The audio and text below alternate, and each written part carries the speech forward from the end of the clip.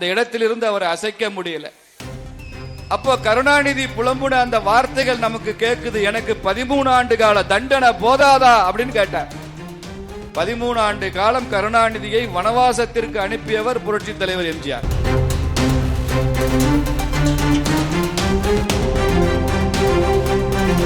திமுகனாலே வாரிசு அரசியலை சொல்லுகிற கட்சி. இன்னைக்கு கூட அந்த ஏவில நீங்க பார்த்திருப்பீங்க, புரட்சி தலைவி அம்மா அவர்கள் சொன்ன அந்த வசனம். திமுகவை அண்ணா அவர்கள் காலத்திலிருந்து ஆட்சிக்கு கொண்டு வர வேண்டும் என்று நினைத்தவர்கள் எல்லாம் கருணாநிதி காலத்தில் ஓரங்கட்டப்பட்டார்களே.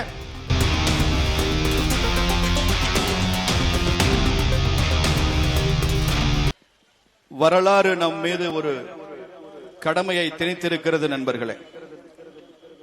இந்த வத்தலக்குண்டு நகரத்தில் இருந்து கொண்டு சொல்லுகிறேன், இந்த மண் எப்படிப்பட்ட மண் என்பதற்கு ஒரு உதாரணம் சொல்லுகிறேன். கப்பலோட்டிய தமிழன் ஐயா வ.உ. சிதம்பரம் பிள்ளை அவர்கள் சிறைக்கு செல்கிறார். ஆயிரக்கணக்கான மக்கள் சென்று அழுகுரலோடு அவரை வழி அனுப்புகிறார்கள். துடித்து போகிறார்கள், வேதனைக்குள்ளாகிறார்கள்.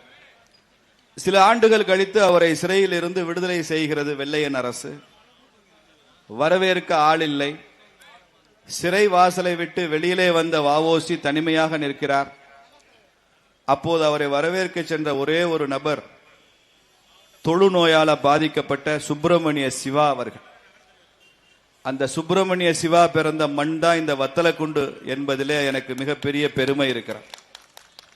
அப்படிப்பட்ட தியாகத்துக்கு சொந்தக்காரர்கள்லாம் பிறந்த இந்த மண்ணில இன்னைக்கு தமிழகம் தலை நிமிர தமிழனின் பயணம் நடக்கிறது என்றால் நமக்கு எல்லாம் பெருமைதான்.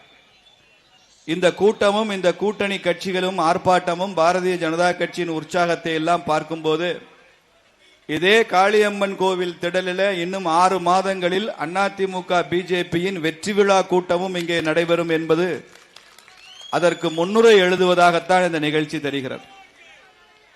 இங்கே புரட்சி தலைவரின் புரட்சி தலைவி அம்மா அவர்களின் தொண்டர்கள் இங்கே இருக்கிறார்கள். தென்னிந்திய ஃபார்வர்ட் பிளாக் கட்சியினுடைய தொண்டர்கள் நிர்வாகிகள் இருக்கிறார்கள். தமிழ் மாநில காங்கிரஸ் இங்கே இருக்கிறது. இன்னும் கூட்டணி கட்சிகள் எல்லாம் சேர்ந்து ஒரு மகத்தான கூட்டணியை உருவாக்கி நமக்கென்று ஒரு விதி வகுத்திருக்கிற வரலாற்று கடமையை பற்றித்தான் பேசுகிறோம். என்ன கடமை அது? நமக்கெல்லாம் இன்னும் 6 மாதங்களுக்கு நம் முன்னால் இருக்கிற கடமை என்ன தெரியுமா? திமுக ஆட்சியை தமிழ் மண்ணில் இருந்து வேறும் வேரடி மண்ணும் இல்லாமல் அகற்றிவிட வேண்டும் என்பதுதான் நமக்கு முன்னால் இருக்கிற வரலாற்று கடமை. அதிமுக நண்பர்கள்லாம் இங்க இருக்கிறார்கள். ஒரு அதிமுக தொண்டனை கேட்டால், உங்கள் அரசியல் இலக்கு என்ன என்று கேட்டால், திமுகவை ஆட்சியிலிருந்து அகற்றிவிட வேண்டும் என்பதை தனது கனவாக லட்சியமாக சொல்லுவான். ஐயா எடப்பாடியாரின் ஆட்சி வர வேண்டும் என்று சொல்லுவான். பாரதிய ஜனதா கட்சியினுடைய தொண்டன் ஒருபடி மேலே போய் சொல்லுவான், திமுகவை ஆட்சியிலிருந்து அகற்றுவது மட்டுமல்ல, தமிழக அரசியலில் இருந்தே அகற்ற வேண்டும் என்பதுதான் அதிமுகவோ பிஜேபியோ தென்னிந்திய ஃபார்வர்ட் பிளாக்கோ தமிழ் மாநில காங்கிரஸோ நமக்கெல்லாம் பொதுவான லட்சியமாக இருக்க வேண்டும் நண்பர்களே. திமுக மீண்டும் ஆட்சிக்கு வந்தால் அது தமிழ்நாட்டுக்கு நல்லதல்ல என்பது மாத்திரமல்ல, ஒட்டுமொத்த தேசத்திற்கும் அது நல்லதல்ல என்கிற நிலையில இருக்கு. சொர்க்கத்தில் இருந்து இன்று நம்மை எல்லாம் ஆசீர்வதிக்கிற ஒரு தலைவர் இருக்கிறார் என்றால் ஐயா பசும்பொன் தேவர் அவர்கள் என்று நம்மை ஆசீர்வதித்துக் கொண்டிருப்பார். அவர்தான் ஒரு முறை ராஜாஜியிடம் சொன்னாராம். ராஜாஜி சொன்னார், இந்த திமுகவை நாம கூட்டணியில சேர்த்து கொண்டால் ரொம்ப சுலபமாக நாம் தமிழ்நாட்டில் ஆட்சிக்கு வந்துடலாம், காங்கிரஸ் தோத்து போகும் என்று சொன்னாராம். அப்போ ஐயா பசும்பொன் தேவர் ராஜாஜியிடம் சொல்லும் போது, ஐயா திமுகவை கூட்டணியில் சேர்த்து கொண்டால் நமது ஆட்சிக்கு நல்லது, ஆனால் திமுக ஆட்சிக்கு வந்தால் அது தமிழ்நாட்டிற்கு நல்லதல்ல என்று அன்றே எச்சரித்தவர் பசும்பொன் தேவர். இன்னைக்கு அதைத்தான் பார்த்து கொண்டிருக்கிறோம். 4 வருஷமா தமிழ்நாட்டிற்கு நல்லதல்ல திமுக ஆட்சி வருவது என்பதைத்தான் பார்த்து கொண்டிருக்கோம். ஆனா திமுகக்குன்னு ஒரு ஜாதகம் இருக்கு, அதுதான் நமக்கு ரொம்ப மகிழ்ச்சி அளிக்கிற ஒரு ஜாதகம். ஒரு முறை ஆட்சிக்கு வந்து விட்டால் மறுமுறை ஆட்சிக்கு வராத கட்சி தமிழ்நாட்டில் திமுக ஒன்றுதான், வரவே வராது. புரட்சி தலைவர் எம்ஜிஆர் அவர்கள் 3 முறை முதலமைச்சராக தொடர்ந்து ஹாட்ரிக் அடித்து தன் வாழ்நாள் முதலமைச்சராக தமிழகத்தில் இருந்தார். நமது துரதிருஷ்டம், கடவுள் அவரது ஆயுளை எடுத்துக்கொண்டார். இல்லைன்னா அவர் இறக்கும் வரை இன்னும் எத்தனை ஆண்டுகள் இருந்தாலும் அவர்தான் முதலமைச்சர். அந்த இடத்திலிருந்து அவரை அசைக்க முடியல. அப்போ கருணாநிதி புலம்புன அந்த வார்த்தைகள் நமக்கு கேட்குது. எனக்கு 13 ஆண்டு கால தண்டனை போதாதா அப்படின்னு கேட்டார். 13 ஆண்டு காலம் கருணாநிதியை வனவாசத்திற்கு அனுப்பியவர் புரட்சி தலைவர் எம்ஜிஆர். அதற்கப்புறமாக 2 முறை தொடர்ந்து தமிழக முதலமைச்சராக ஆட்சியை பிடித்தது புரட்சி தலைவி அம்மா அவர்கள். அந்த தங்க தாரகையும் அந்த சாதனையை புரிந்தவராக இருந்தார். ஆனால் திமுகவோட ஜாதகம் என்ன தெரியுமா? ஒரு தடவை தான் ஆட்சிக்கு வருவான்.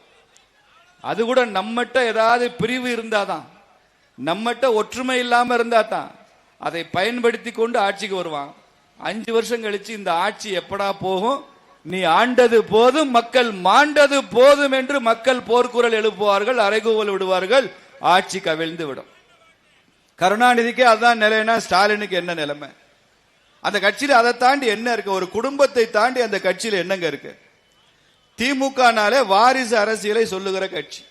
இன்னைக்கு கூட அந்த ஏவியில நீங்க பார்த்திருப்பீங்க, புரட்சி தலைவி அம்மா அவர்கள் சொன்ன அந்த வசனம், தந்தை முதலமைச்சர், மகன் துணை முதலமைச்சர், இன்னொரு மகன் மத்திய அமைச்சர், மகள் நாடாளுமன்ற உறுப்பினர், இப்படி அழுக்கை தின்கும் மீன்கள் போல தமிழக அரசியலை உலுக்கிக் கொண்டிருக்கும் திமுகவை ஒழித்தே தீர்வோம் என்று அவர்கள் சூளுரை எடுத்தார்களே, அதுதான் இன்னைக்கு திமுக வாரிசு அரசியல் தான் செய்து கொண்டிருக்கிறார்கள். திமுகனா இந்த திண்டுக்கல் மாவட்டத்தில் திமுகனா பெரியசாமி அண்ட் சன்ஸ் தான் திமுக. ஐ பெரியசாமி அவர் மகன் ஐபி செந்தில் தான் திமுக. நீங்க விருதுநகருக்கு போனீங்கன்னா தங்கபாண்டியன் அண்ட் சன்ஸ் தான் திமுக. தூத்துக்குடிக்கு போனீங்கன்னா பெரியசாமி அண்ட் டாட்டர்ஸ் தான் திமுக. திருநெல்வேலிக்கு போனீங்கன்னா அப்பாவு அண்ட் சன்ஸ் அதுதான் திமுக. திருச்சிக்கு போனீங்கன்னா KN நேரு அண்ட் சன்ஸ் அதுதான் திமுக. அந்த பக்கம் விழுப்புரம் பக்கம் போனீங்கன்னா பொன்முடி அண்ட் சன்ஸ், தஞ்சாவூர் பக்கம் போனீங்கன்னா TR பாலு அண்ட் சன்ஸ், இன்னும் கொஞ்சம் வடக்க போனீங்கன்னா ஏவா வேலு அண்ட் சன்ஸ், அவ்வளவுதான் திமுக. Duraimurugan and sons. ஒட்டுமொத்த தமிழ்நாட்டுக்கும் அப்ப என்னன்னு கேக்குறீங்க? Kalaignar and sons and great sons and great grand sons, அவ்வளவுதான் திமுக. முடிஞ்சு போச்சு. தாத்தா மகன் பேரன் கொள்ளு பேரன், இவ்வளவுதாங்க திமுக. இதே வத்தலக்குண்டுல திமுகவுக்காக கொடி தூக்குன தொண்டன் இன்னைக்கு எங்க இருக்கான்? திமுக ஆட்சிக்கு வர வேண்டும் என்று சொன்ன, பார்வையிட்ட, சிறையில் சென்ற, லத்தி சார்ஜ் வாங்கின, வழக்குகளை சந்தித்த திமுக தொண்டன்லாம் எங்க இருக்கான்? திமுகவை அண்ணா அவர்கள் காலத்திலிருந்து ஆட்சிக்கு கொண்டு வர வேண்டும் என்று நினைத்தவர்கள் எல்லாம் கருணாநிதி காலத்தில் ஓரங்கட்டப்பட்டார்களே. தனது குடும்ப வாரிசுகளுக்கு மாத்திரம் முக்கியத்துவம் கொடுத்து, ஒவ்வொரு மாவட்டத்திலும் அந்த மாவட்ட செயலாளர்களுடைய குடும்பத்திற்கு மாத்திரம் முக்கியம் கொடுத்து நடக்கிற கட்சி தானே திமுக. இன்னைக்கு தமிழக ஜனநாயகத்தில் வாரிசு அரசியல் இல்லாத 2 கட்சி, ஒன்னு அண்ணா திமுக, இன்னொன்னு பாரதிய ஜனதா கட்சி. 2லயுமே வாரிசுகள் இல்ல. எடப்பாடியார் 5 வருஷம் முதலமைச்சரா இருந்தார். எடப்பாடியார் வாரிசா வந்தாங்க? இல்லையே. ஜெயலலிதா அம்மாக்கு வாரிசே இல்ல. அவங்க எல்லாம் நினைச்சிருந்தா, எம்ஜிஆர் நினைச்சிருந்தாருன்னா ஒரு தத்து புள்ளையை எடுத்து வாரிசு அரசியலை உருவாக்கி இருக்கலாமே. அறிஞர் அண்ணா அவர்களுக்கு தத்து மகன் இருந்தார். அவர் நினைச்சிருந்தா மகனையே முதலமைச்சராக்கி இருக்கலாம். கருணாநிதி பக்கத்திலே போயிருக்க முடியாது. அண்ணா அவர்கள் ஜனநாயகவாதியாக இருந்ததால் தான் கருணாநிதி சர்வாதிகாரியாக இருக்க முடிந்தது. இந்த மாதிரி ஒரு திமுக செய்கிற அராஜகத்தை எங்கே பார்க்க முடியும்? இன்னைக்கு தமிழ்நாடு தலை நிமிரணும். எப்படி நிமிரும்? ஒரு தடவை துரைமுருகன் ஐயா சொன்னாரு, இடுப்பில் கட்டி இருந்த துண்டை நாங்க தோல்ல போட வச்சது திராவிட மாடல் ஆட்சி தான், எங்க திமுக தான் சொன்னார். இவங்க வந்ததுக்கு அப்புறம் தான் இடுப்புல கட்டின துண்டை தூக்கி தோல்ல போட்டானா. இடுப்புல கட்டின துண்டை தோல்ல போடலைங்க, இடுப்புல கட்டின வேட்டி அவுந்தது கூட தெரியாம தெருவுல கிடக்குறான் பாருங்க சாராயம் குடிச்சிட்டு. இதுதான் திமுக ஆட்சி. இடுப்புல கட்டின வேட்டி விழுந்தது கூட தெரியாம தமிழனை குடிபோதையில் வைத்திருக்கிற ஆட்சி திமுக ஆட்சி. இன்னைக்கு இந்தியாவிலே அதிகம் பேர் குடிக்கிற ஆட்சி தமிழ்நாட்டில் தான் இருக்கு.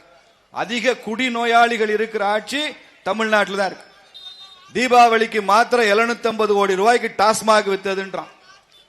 அதுல தமிழ்நாட்டிலேயே மதுரை மண்டலம் தான் அதிகம், 170 கோடி. நம்ம கோயம்புத்தூரே 150 தான், சென்னையே 150 கோடி தான் குடிச்சிருக்கான். மதுரைக்காரன்னா வத்தல குண்டும் சேர்ந்து தான் 170 கோடிக்கு நாம தான் முன்னணியில் இருக்கிறோம் என்றால் இது எத்தகைய தமிழ்நாடு உருவாகி கொண்டிருக்கு.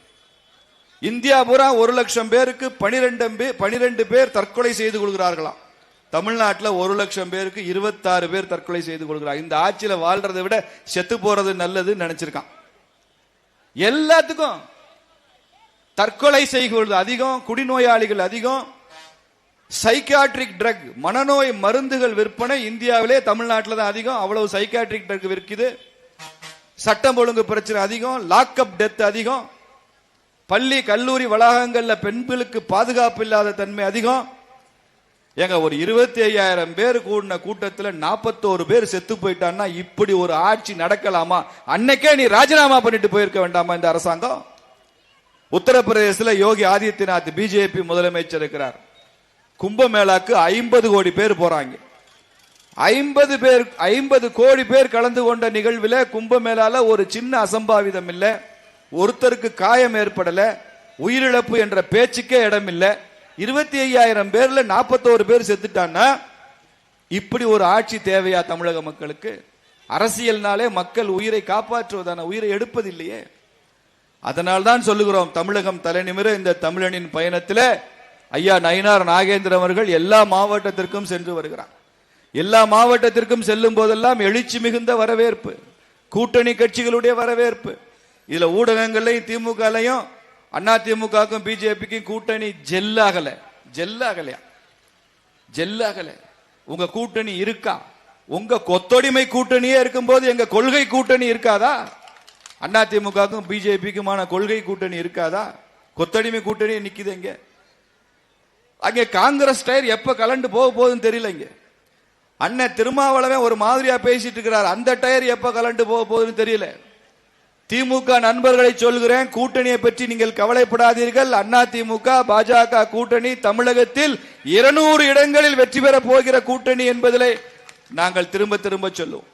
அங்கே சின்னம் ரெட்டை இலை, இங்கே சின்னம் தாமரை மலர். திமுகவுக்கு சொல்லிக் கொள்கிறோம், இலையும் மலரும் சேர்ந்து எழும், உதய சூரியன் சோர்ந்து விழும் என்பதுதான் வரக்கூடிய சட்டமன்ற தேர்தலில் பாரதிய ஜனதா கட்சி சொல்கிற செய்தி. இலையும் மலரும் சேர்ந்து எழும், உதய சூரியன் சோர்ந்து விழும். இந்த ஆட்சி அகற்றப்பட்டாக வேண்டும். தேசிய ஒற்றுமைக்கும் ஒருமைப்பாட்டிற்கும் எதிராக இருக்கிற திமுக ஆட்சி அகற்றப்பட்டாக வேண்டும். இந்து மதத்தையும் இந்து பண்பாட்டையும் இந்து சென்டிமெண்ட்ஸையும் இழிவுபடுத்துகிற, ஏளனம் செய்கிற இந்த திமுக ஆட்சி அகற்றப்பட்டாக வேண்டும். தன் குடும்பம், தன் பிள்ளைகள், தன் வாரிசுகள் என்று மாத்திரமே நினைத்து ஆட்சி செய்கின்ற, அரசியலிலே முக்கியத்துவம் கொடுக்கிற இந்த ஆட்சி அகற்றப்பட்டாக வேண்டும். பெரியோர்களை, தலைவர்களை மதிக்க தெரியாத இந்த ஆட்சி அகற்றப்பட வேண்டும். லாக்அப் டெத்துகளுக்கு காரணமான இந்த ஆட்சி அகற்றப்படணும். 3 போலீஸ்காரன், 4 பேர் போலீஸ் ஆபீசர் செத்து போயிட்டாங்க. ரவுடிகள் அடிச்சு காவல் அதிகாரிகள் செத்து போனது இந்த 4 வருஷத்துல 4 அதிகாரிகள். காவல்துறைக்கே பாதுகாப்பு இல்லையே, இந்த காவல்துறையினால் எங்களுக்கு என்ன பாதுகாப்பு? இப்படிப்பட்ட ஆட்சியைத்தான் நாம் அகற்றுவதற்கு ஐயா நயினார் நாகேந்திரன் அவர்கள் பயணம் மேற்கொண்டிருக்கிறார். அது தமிழ்நாட்டில் மாத்திரமல்ல, இந்த திண்டுக்கல் மாவட்டத்திலையும் வரும். அற்புதமான ஒரு கூட்டத்தை திண்டுக்கல் கிழக்கு மாவட்ட தலைவர் தம்பி முத்துராமலிங்கம் ஏற்பாடு செய்திருக்கிறார். நமது பலத்த கரவொலி மூலமாக நாம் அவரை பாராட்ட வேண்டும். இது அவர் மாத்திரம் செய்த பணி அல்ல, அவருக்கு கீழே இருக்கிற மாவட்ட நிர்வாகம், அணி, பிரிவுகள், மண்டல் வரை, கிளை வரை, ஒவ்வொரு வாக்குச்சாவடி வரை, பூத் கமிட்டி வரை இருக்கக்கூடிய அத்தனை பேரும் சேர்ந்து இதை பிரம்மாண்டமான வெற்றியாக மாற்றி இருக்கிறார்கள். அவர்கள் எல்லாம் நமது பாராட்டுக்குரியவர்கள். கூட்டணி கட்சி தலைவர்கள், தொண்டர்கள், நிர்வாகிகள் எல்லாம் வந்திருக்கிறார்கள். அவர்கள் எல்லாம் நமது நன்றிக்குரியவர்கள். இப்படி இந்த நிகழ்வு வெற்றியடைவதற்கு காரணமான உங்கள் ஒவ்வொருவரையும் வணங்கி வாழ்த்தி, இதே வத்தலக்குண்டுல இன்னும் 6 மாத காலத்துல நாம் வெற்றி விழாவும் இதே இடத்தில் கொண்டாட இருக்கிறோம்.